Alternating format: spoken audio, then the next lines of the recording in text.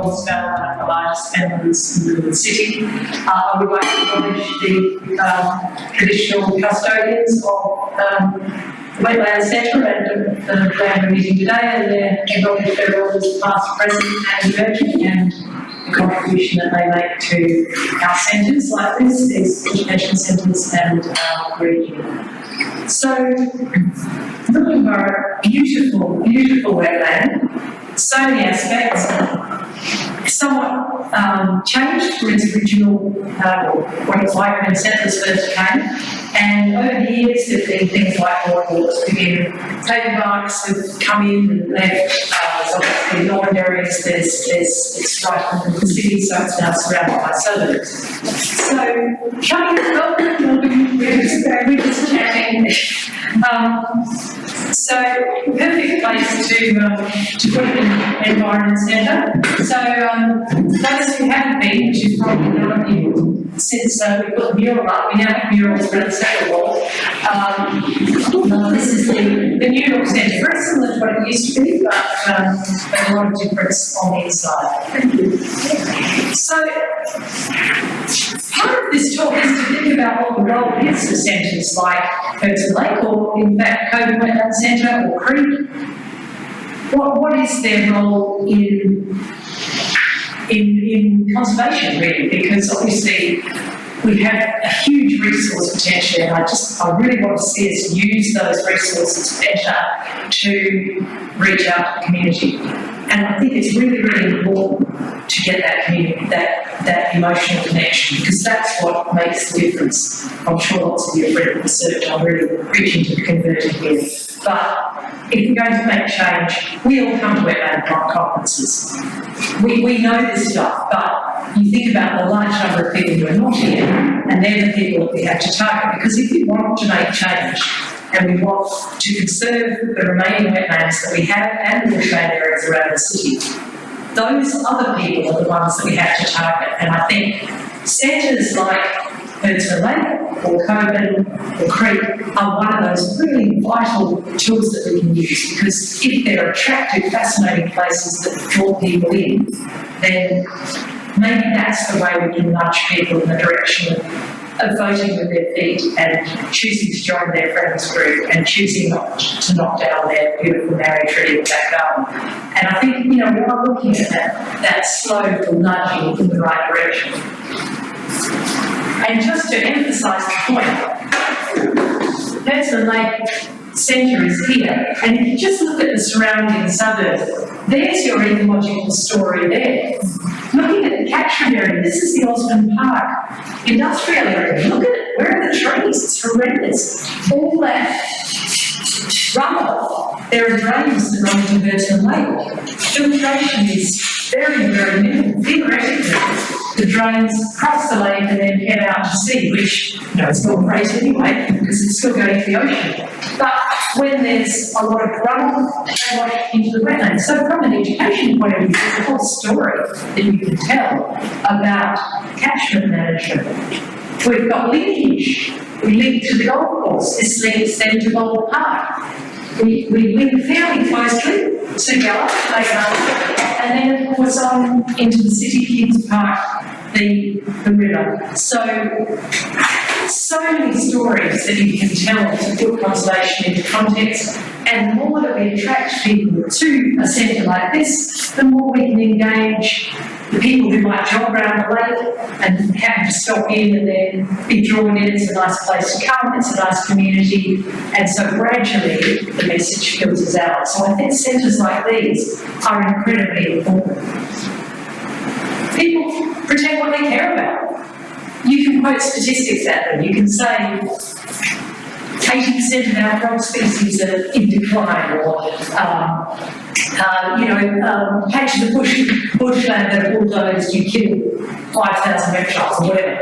You can do that, or you can say, Fred here lives in this wetland. This is his home. If we look after that, we look after Fred. We look after Splish. Once you do that, you hook them emotionally, and then they care. So that's what we've got to do. We've got to teach them to care. So how do we do that? So obviously environment sense, I do love this, well, I love the little child. Obviously we need to get our kids into nature when they're young, when they're young. I do love this. This was on one of our wetland days, just after the beautiful new signage had been put up by DBCA. Can you see the line of the muddy shoes and socks all over it? This is the kids experiencing the beautiful muddy path because of the wetlands. But kids should be able to do this. So, we were in dire straits, we lost our funding. That's probably the story that you heard. We were very, very fortunate to get a lottery risk grant, which bailed us out beautifully and has enabled us to take a step back, broaden our view, and look at how we can best make an impact in the community and make change the way we want to. So huge kudos to Lottery Risk. So this now is looking down from the upper level. So all new displays, we've woven through our culture through our displays now, much more state-of-the-art programs as well. Huge amount of input, not just into the development itself, but into what we're doing, some project offices. Obviously, getting high-profile people down there is great. We've been very lucky in our local member who has pulled politicians down who opened the centre for us. And when you do that, you get lots of people, you get a bit of press, and that, it's the reality, but it really does help. So what's our plans for the future? So this is just another look through. So we've redone all the, if you remember, we had live animal displays there. We still do, but they're all updated. We work with the zoo to maximise those. So what we need to do is broaden our audio. So this is what we've done. We now have, as well as the school groups, which we still do, we're trying to build a community hub. So we have nature play groups, elderly special needs. We get families out for weekends. We do workshops, all ages workshops, not all of them straight conservation. Sometimes it might be nature art or photography. We've talked about art and science and that beautiful synergy between them. All sorts of ways that we can hook people with nature, so they just go home with that warm and fuzzy feeling. We're targeting local residents, but also other people. School holiday programs, we've had huge programs running over the holidays. People just pop out there looking for things for their kids to do, and I know the centre here is looking at similar sorts of things. We've got some corporate groups that come down and use the centre for cultural training with our partners, and hopefully those partnerships there will start bearing fruit down the track, because obviously partnerships are certainly going to be really important in our future. We've got some musical fundraisers. So one of the top was a silly science sing-along that we had with a bunch of moderately talented musicians, but it was all a hoot, and we sang songs about tardigrades and moss and raised some money for the centre. Why not? It's a nice way to engage people. This is the local guitar ensemble who ran a fundraising concert and also raised money for us. So it's really, really lovely to have a lot of friends. And that's what we found, is building those relationships and reaching out to people has been hugely beneficial for us. Because we have friends, they've started to come up with ideas and offers, and that's what we're looking to build more and more. So this was our opening. As I say, we have more friends. It does help when the premier comes, I have to say. I'm sure it's our past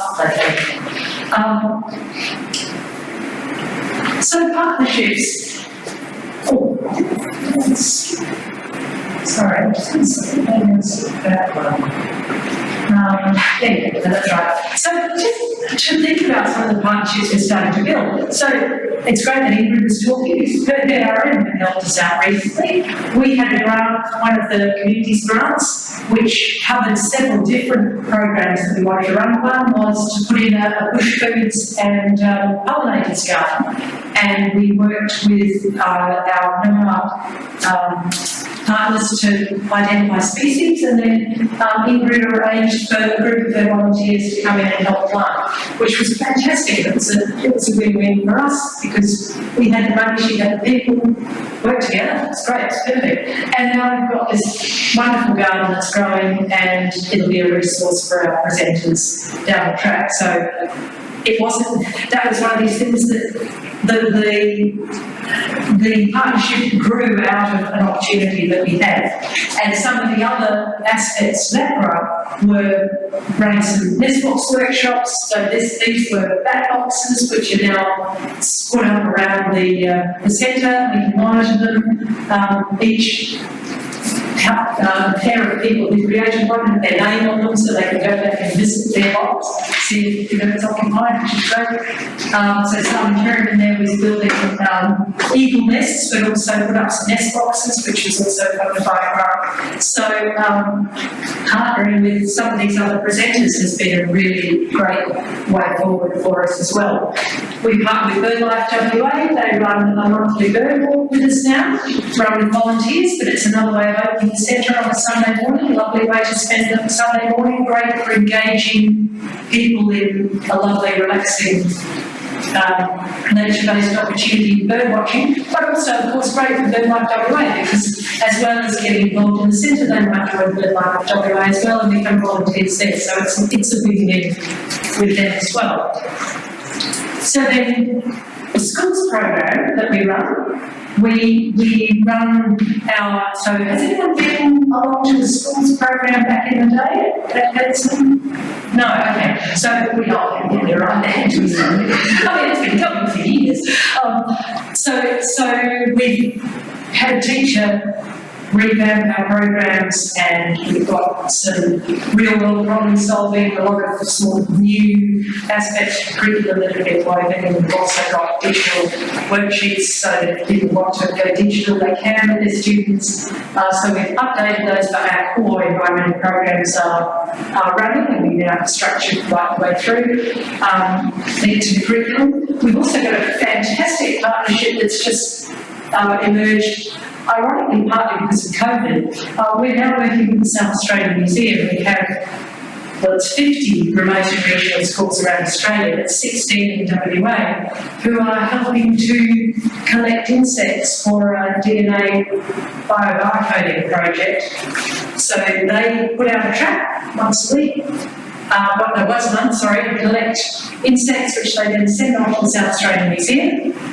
They look through them because we've got regional schools. A huge number of these will be undescribed species. Then the students are involved in actually identifying and being involved in the naming of those new species. So it's a lovely citizen science project.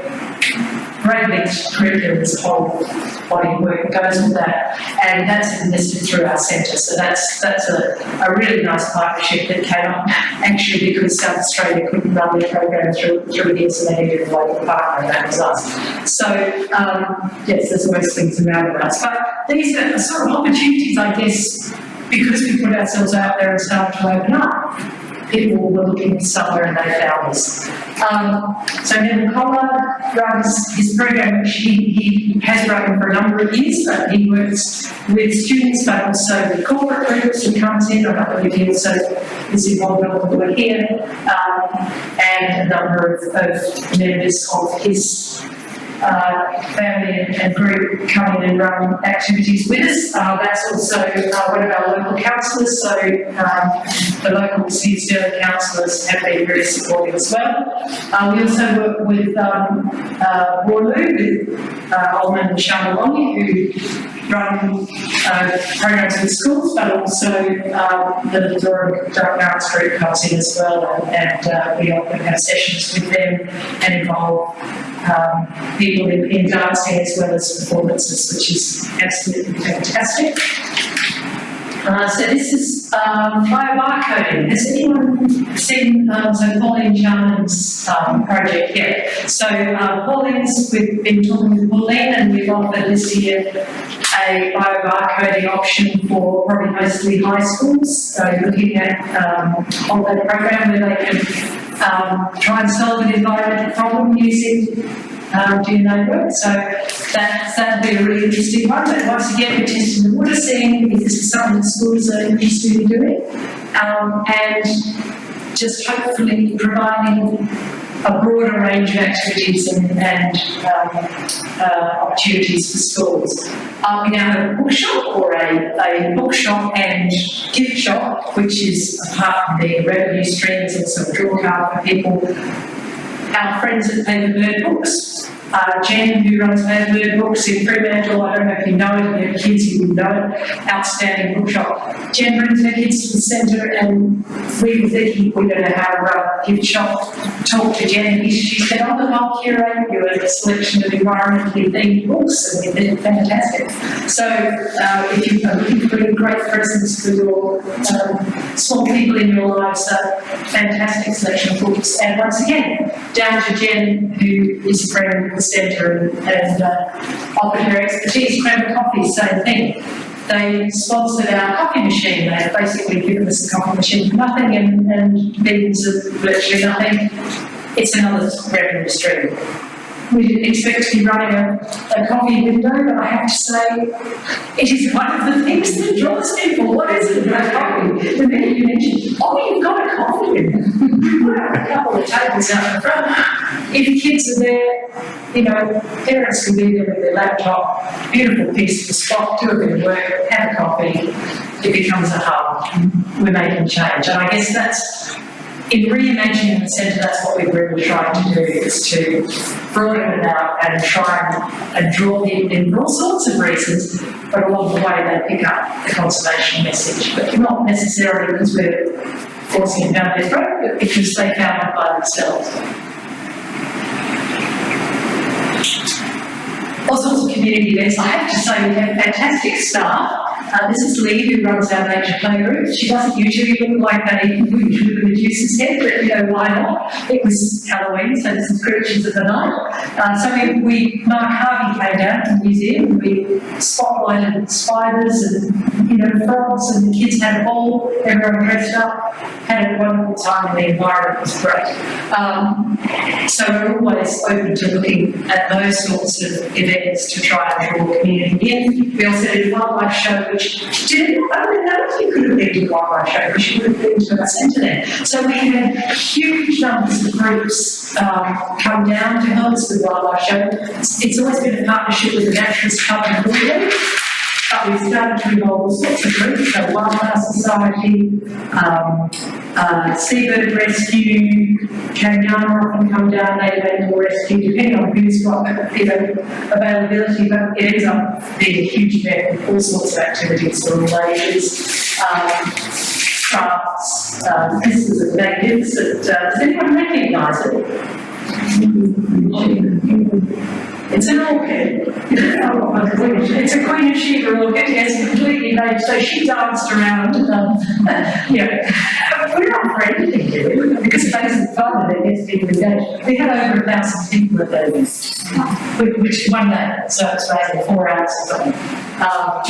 Because there was a lot to do and we had lots of friends. All the sort of traditional old-fashioned stuff, like the beautiful touch table that you can still pick up a shell and look at it. But there are lots of other fun stuff as well.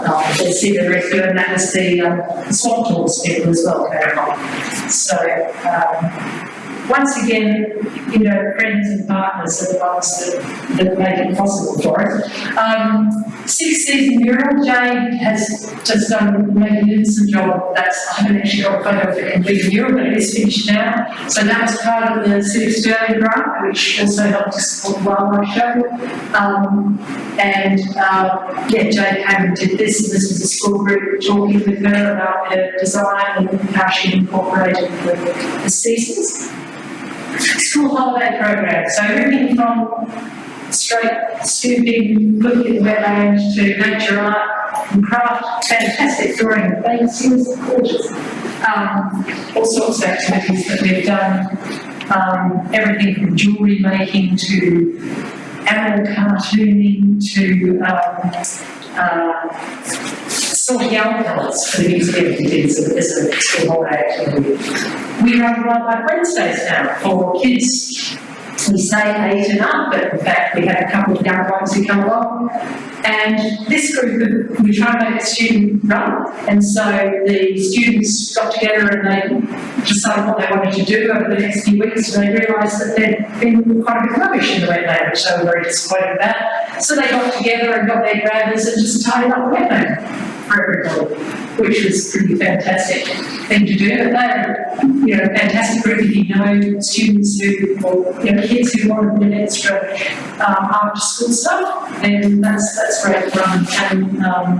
And all sorts of possibilities with that happening this year. Nature play groups, we run 2 mornings a week at the moment, Tuesdays and Thursdays, but once again, hugely popular because there's a huge interest in reconnecting children with nature, giving them the opportunities, just playing with nuts and looking at little creatures in the wetland. We have a micro eye now, so the kids can look at specimens closer with a microscope themselves and operate it, which is used obviously by school groups, but also by nature play groups. Okay, so what do we need? And I guess this is the thing, what do all these centres need? We ultimately, when it comes down to it, we need to have a base level of funding, however that's found, and whether that's through chasing grants, which of course is what we all do, or whether there's some wonderful sponsoring companies for you, and I don't have the answer, if anyone does.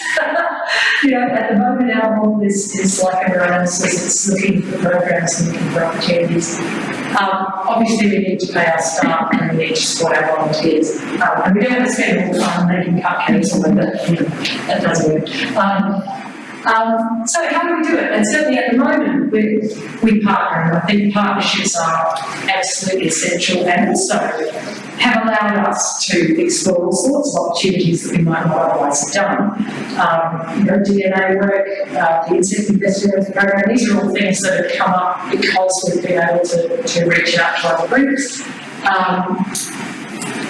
But I think the better we do it, the easier it is for all of us down the track, because what we have to do is nudge the general community to make conservation mainstream, because that's how we're going to make real change in the long term. And I guess I'd really love to spend the last few minutes with a bit of a chat about other ideas, ways that we can support these centres. I've had a few chats with Tom and Denise about the way that we might support each other with these centres. I think that would be a really great conversation. Yes. Do you have a partnership with the local council? Well, so City of Stirling, they've had grants from them, say, to help run a wildlife show in Noogenboro. Unfortunately, we have a different situation here because we're on DBCA land, we're not on council land. So City of Stirling won't fund us because if we were on City of Stirling land, we would have a much better chance of getting an education officer, but we're not. So that's unfortunate, but they have been great with grants for specific projects, and that gets into a question. But when you've got that, you've got to fund your stuff. You end up having to build it into every grant application, which as anyone who's written grants knows, it's a real challenge to do that. No, so yes, we do get support from them, but not funding officers, unfortunately. I thought the City of Stirling was responsible for management of part of the Herdsman area. Yeah, not ours. So where we are, we're on nature reserve. So Herdsman is an interesting place. It's regional park. The centre is conservation zone, so the middle of the lake. Where we sit is a little excised bit of conservation reserve. So the wildlife centre, the discovery centre sits on conservation reserve. This area to the west, Morris Hamer Park, on the west of the lake, that's managed by the City of Stirling. It's not far away, so you couldn't push them. Yeah, really. Well, this is it. And the other thing is we're all not as if they're not involved in it. No, and their residents are. And of course, Cambridge residents, we're right on the edge of Cambridge too, so we're continuing to talk to them and drawing them in and show them what a wonderful place we are. That was my suggestion in there. We should do a survey now, because we have so many people. Ask them for their postcode, where they are, and I think you would do a very good case for the municipal governments. They're actually delivering a service to the local community, and I don't think the local councils do that just because the particular building is not significant. Yeah. Well, that exists. It's not the building, they are not paying for the maintenance of the building, they are paying for the service. That's the problem. We're providing the opportunity to do that. Yeah, absolutely. Mandy, have you heard of river ranges? Yes, in fact, we're presenting to the River Rangers, very soon. Yes, no, we do. So then we know if the ways, I mean, we might find some high school ones also interested in they're called bush rangers. Yes, Yeah, yeah. no, I can't think of the closest unit beside you that they can travel. Yeah, no, I do. I know Richard Olive quite well, and yeah, no, absolutely. And I mean, DPCA have been also very supportive within, I mean, obviously they're trying to manage their reserves as well, but they have tried to be supportive. And everyone else in the room, the local councils, they have an annual ratepayers meeting. And if you take a motion to that meeting, and you bring along the supporters to make sure you've got the votes, hardly anyone goes, really. But the thing is, at the next council meeting, they have to discuss it and make a decision. So depending on how you word that motion, to be just simply like, ban the budget, but, or annual funding. But anyway, look at that one. Annual ratepayers meeting. I suggest that too. Millwall just had its ratepayers meeting last night. Yeah, okay. It is good. Yeah, okay. No councillors can bring matters, it's just purely ratepayers. Right. You present something, you have your supporters there with you, it can be very effective. Okay, so that's definitely, that's very I mean, you could even say, can we have a closer, assign someone from the staff at the council to have a partnership with, and then, as we've heard about from other group, what do you call them, presentations, that partnership can grow, and it might take a couple of years maybe, check them out for a couple of din-dins and alcohol beverages, and be a friend then. I'm afraid this, absolutely, this is the game. I think the critical point there is that they are obliged to discuss the motion. Yes. They can reject it out of hand, but it goes into the next council minutes. And it's already in the minutes from the AGM anyway. Yeah. And so, I know that I'm pretty sure that there's an issue developing in City of Bayswater with the cats control. And I know that the issue of cats was raised at the AGM to start with. Yes. So maybe it is a good way to get a different bit of coverage. Yes. And they're obliged. If it's an election year, in City of Bayswater, it's also a new council, so they've got to be careful. Yeah, I'm sure. Yeah, look, if anyone does have any ideas, thoughts that occur to you, programs that might work well with it, or things you'd like to partner with the centre, we do have a beautiful new centre with, redeveloped centre with a lovely function room and opportunities. Yes, Mary? You could ask the city of Stirling to fund an education officer, Yes, well, this is a conversation we continue to have with because they're supposed to be supplying education officers at the various centres, and they're a big council, they've got heaps of money. Well, the thing is, they do supply one staff swap, and initially we had a conversation with them about whether they do half-time staff swap, half-time with us. They're full time. But they didn't think about it, but they pulled it out because they said it wasn't their land. But you're right. They're all their residents. The schools are all in their catchment, Some even younger than schools too, the preschoolers. Well, that's it. These families seem to have money to pay for it, so, if you have a preschool program running, Last one, I I think. was just going to say, Mandy, I think it's absolutely terrific what you've done. It was fantastic anyway, but it was like a bit better. But I tell people who come to visit in WA or overseas to go there, which only enough to tell one or people from England, and they loved it. Because this is what they come for, the nature, and it's right here in the city. Oh, but I think that's it. And I should say, we're here too, it's pretty similar to tourists that come. Yeah, you just got to know it's here, and that's it, tell your friends. So yes, open every Saturday 9 till 2 now. We're trying to open it more and more, but check the website then just to make sure. But definitely Saturdays 9 till 2, and hopefully with staff involved in theatre management, we can open it more and more to the public as well. But yeah, come see it, and there's all that stuff. And sign up on the website so you get notifications when we're doing it. Thank you, everybody.